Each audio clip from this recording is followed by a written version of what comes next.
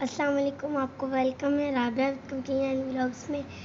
आज मेरी मम्मा ने मेरी फरमाइश पे मिल्क शेक बना रही हैं।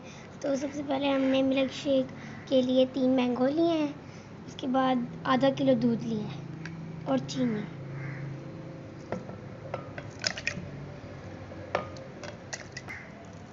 हस्ब ज़रूरत हम इसमें चीनी डालेंगे। अब हमने सबको मिक्स कर देना है।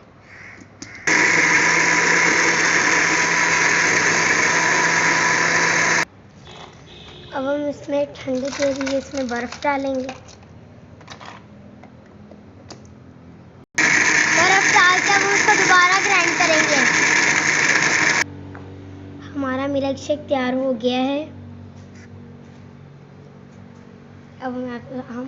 अब आपको ग्लास में डाल के दिखाएंगे।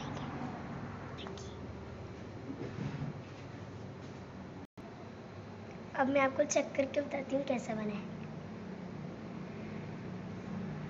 ये बहुत ही मज़े का बना है। आप भी बनाएं और एंजॉय करें।